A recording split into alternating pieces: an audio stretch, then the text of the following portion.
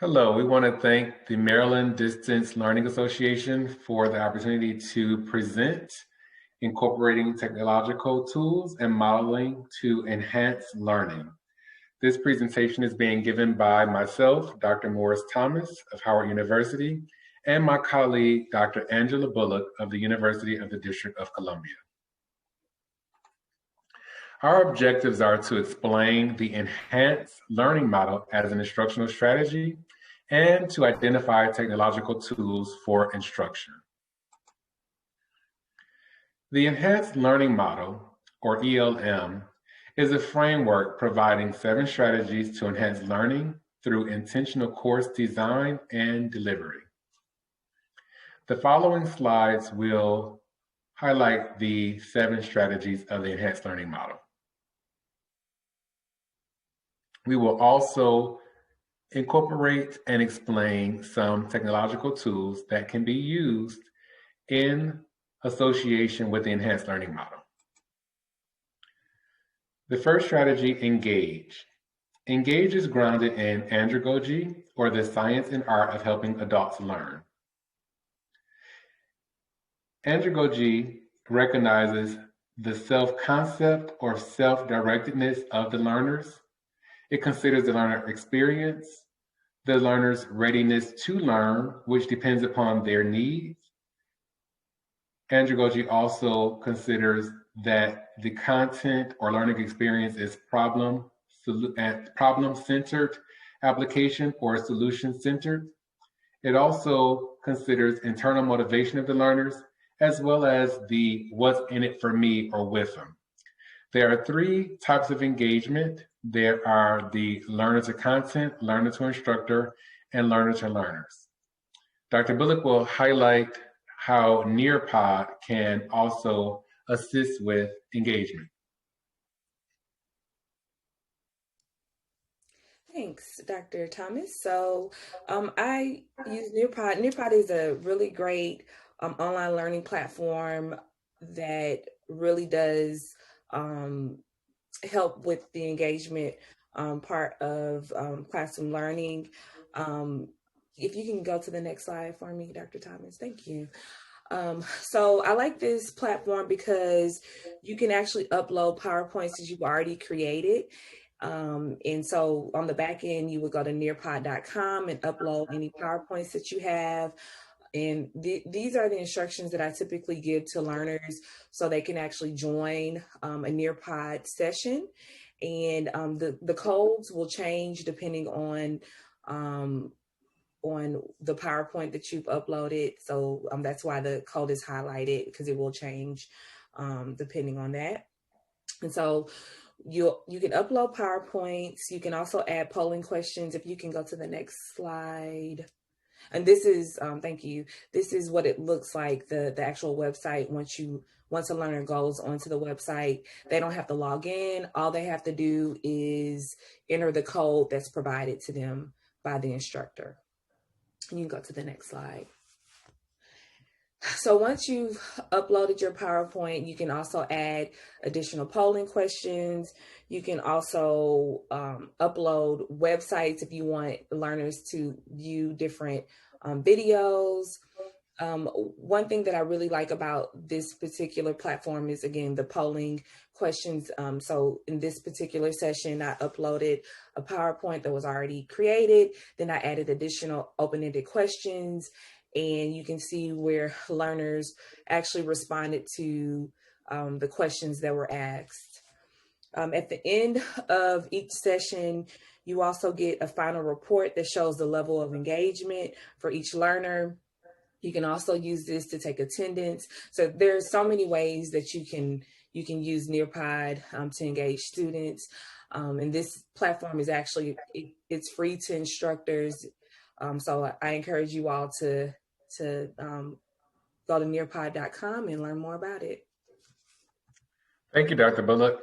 So next we have navigate. Navigate, this strategy will assist learners with knowing where to begin, understanding what is expected, receive important updates on where they are in a lesson, module, or course, as well as if they are clear on any course modifications, Some technological tools that can be used to do this are your institution's LMS or learning management system. We have here a logo of Canvas. We also highlight Desire to Learn, another very popular learning management system for the strategy of highlight. Highlight informs learner of the most important content of a course. It also provides instructions that are aligned with course objectives, and content in the course instruction is aligned with the allotted time frame of the course. The idea of highlighting involves informing learners the most important content in a particular course. The next strategy in the enhanced learning model is assessment. You can also use an LMS or learning management system such as Blackboard to assist with assessment, such as the Grade Center. And you want to make sure that your assessment is ongoing, that assessment is seen as a part of the learning process or learning experience, that your assessment is not punitive, and that the assessment is both formative and summative, and that your assessments included in your course are aligned with the materials, activities, assignments, technology used, etc. Again, the technological tools you can use would be an LMS such as Blackboard.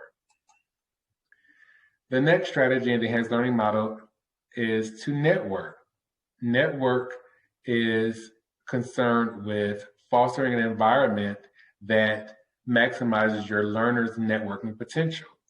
You want to make sure that your learners are provided with opportunities to get to know their peers, as well as understand the importance of networking as it pertains to the content and the profession. Another strategy, technological strategy for networking is Twitter. So Twitter is a great social networking platform, specifically for learners that are for distance learning, but definitely you can use it in the classroom. One great example of how this is used, so I am a social work educator, and so one way social work, macro level social workers have used Twitter to help learners network is through live Twitter chats. And so there is a great Twitter chat that goes on every Thursday during the academic year. And it's moderated by official macro social work. And so what occurs every Thursday, typically every Thursday during the academic year, there are a series of questions that are posed through official macro social work, and learners from all over the world. So that's a really good thing, because learners all over the world that are interested in macro social work can engage in these Twitter chats.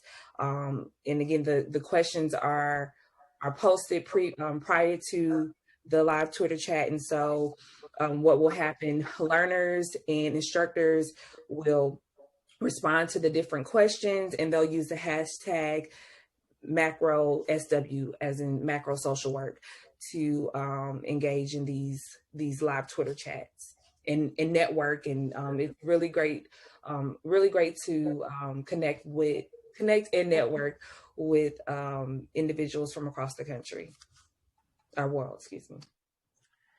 And so Dr. Bullock just covered how Twitter can be used for networking. And this is similar, these functions can similarly be used with the strategy of connect.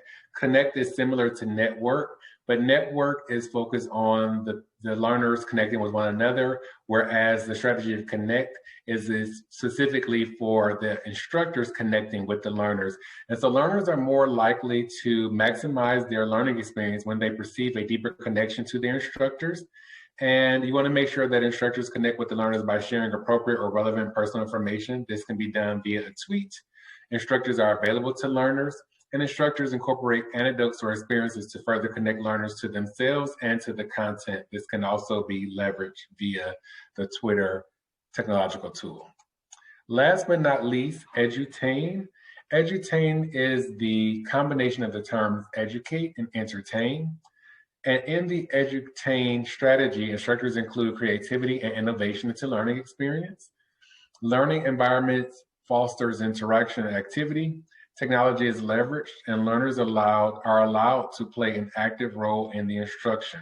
Kahoot is a technological tool that can be used to leverage and employ the Edutain strategy. And so Kahoot is actually one of my favorite online platforms. I really use it in class. It's an interactive game-based learning platform, and I use it again. It aligns very well with the concept of Edutain because learners really enjoy this tool.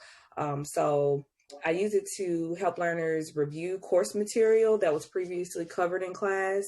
I typically will provide a series of questions, and I make it into a competition where learners are able to kind of they respond to the questions, and it's helpful for me because there's a final report that comes at the end of each game, and it shows how each learner has responded to the question, and so it's helpful to assess how students are taking in the information, what they're learning.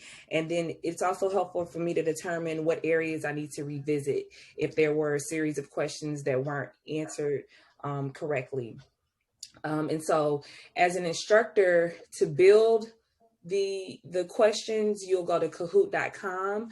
Once the questions are built on the back end, you'll actually tell learners to go to kahoot.it to engage in the games. Alrighty, thank you so much for your time. Here are some references that you can reference that contain the information for this presentation. And so again, thank you for spending your time watching this video on technological tools to enhance learning. Thanks.